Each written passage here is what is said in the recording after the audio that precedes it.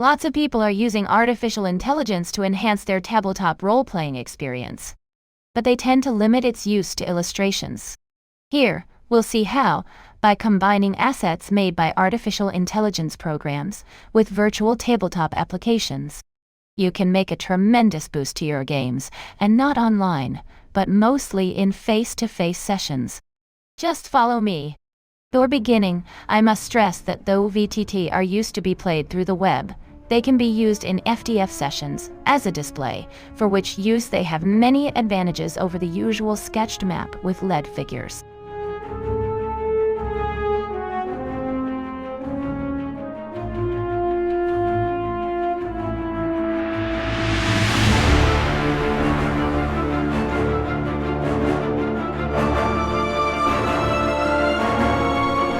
We are visual animals, and a visual presentation of what happens in a role-playing game can have a tremendous effect on the ambience of a role-playing session.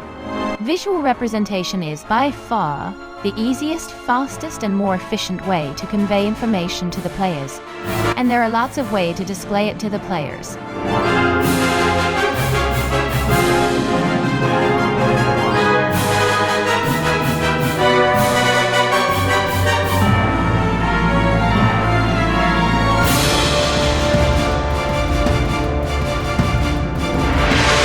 Using SID tokens with a background of the environment is certainly a representation of what is happening to the characters that look the most like a full illustration of the situation. This kind of display is tactical enough for most situations, and certainly one of the best as far as setting the mood of a scene.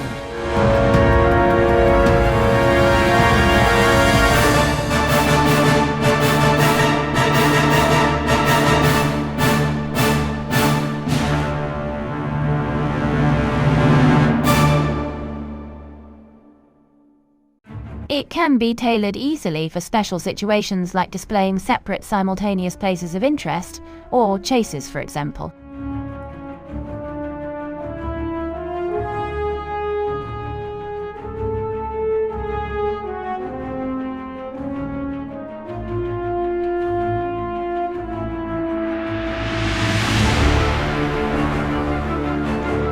Of course, for situations requiring a full attention to tactical display, a top-down representation is what is generally used. It works perfectly for it. Whilst it can be very flavorless when just showing a few heads battling on a sketched map,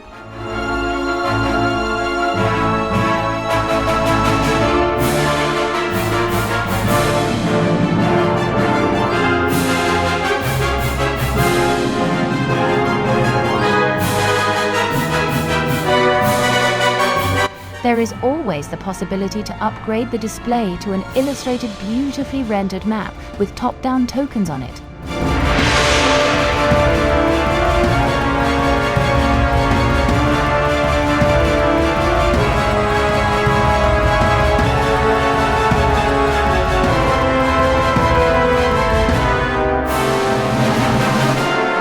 But those top-down maps can be easily turned into fake 3D representations in an isometric view looking like a flat board. It is very simple. Open it in any image editing application. Rotate 45-degree clockwise or counterclockwise. Squeeze the height of the image to 58%. Done. And you can then use SID tokens on your flat maps turned into an isometric board. It is even possible, though not mandatory, to further a look of a cardboard game by adding bases to your tokens.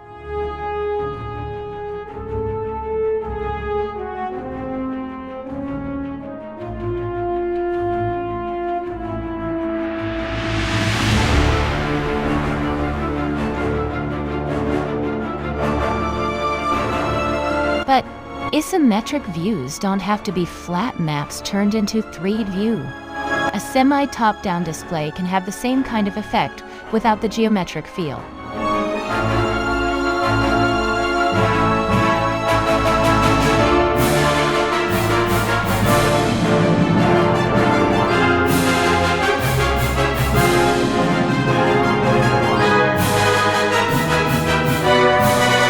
Somewhere between pure illustrations and maps, you can find the location display. giving a sense of the surroundings of what happens to the characters. It set the mood and gives some informations without any pretense at tactical use. This makes a good display for role-playing encounters, but also when there is a reason to stay for a while in the same site whilst the story unfolds.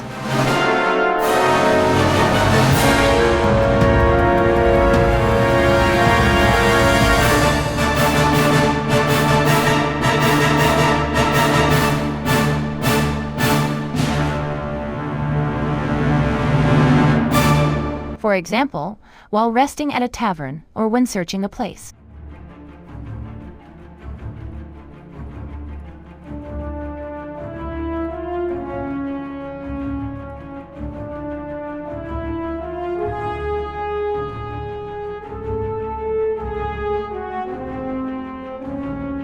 Characters' campsite and planning their next move is an obvious use for this, as well than traveling scenes where you can show at the same time the order of march, the surrounding landscape, and a map of the region.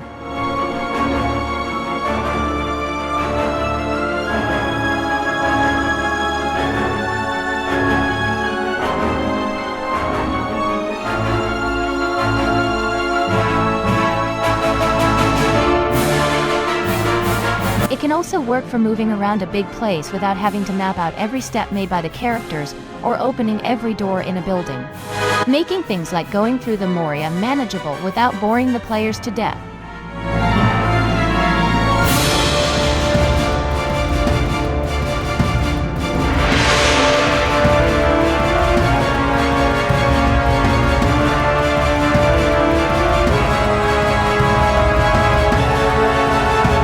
Resorting to a more tactical view only when something interesting happens.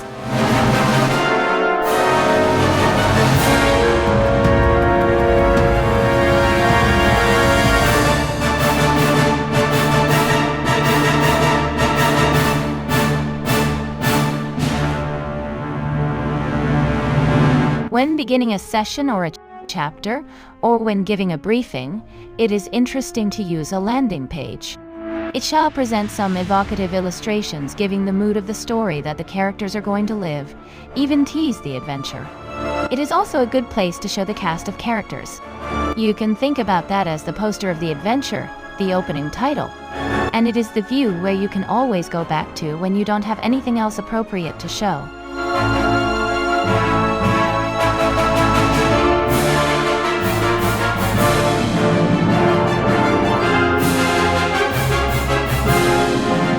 Handouts or maps can always be presented there if needed, with the image of the NPC giving information if no other display is necessary.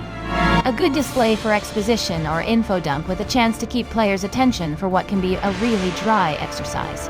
For example, narrating an old legend has more chances to feel more vivid for the players, if accompanied with some evocative illustrations appropriate for the info given.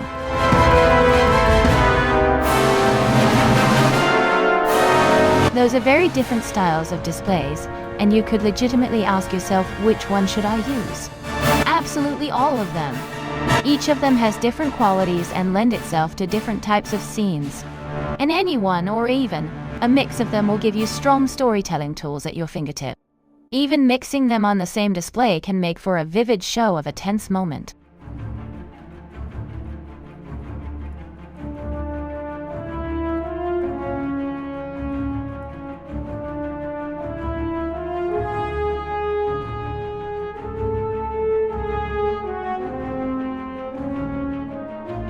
But, along with the different displays that you can use, there are also different styles of illustrations which you can choose.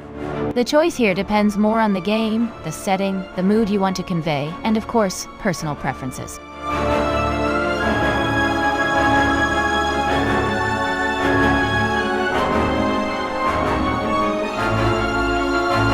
All that is needed is to find some flavorful illustrations, or AI can make them for you. Your VTT must only be able to manipulate them on screen. Anything above that is overkill and waste of time. And luckily, we have also seen the rise of no bullshit VTX, which do exactly that. And that is all you really need. A word of caution before ending this video. but don't overdo it. Prepare just a session at a time and let assets accumulate with time, and you can reuse them. VTT displays must be tools at the call of the game master, not a straitjacket having to be sewn before gaming sessions.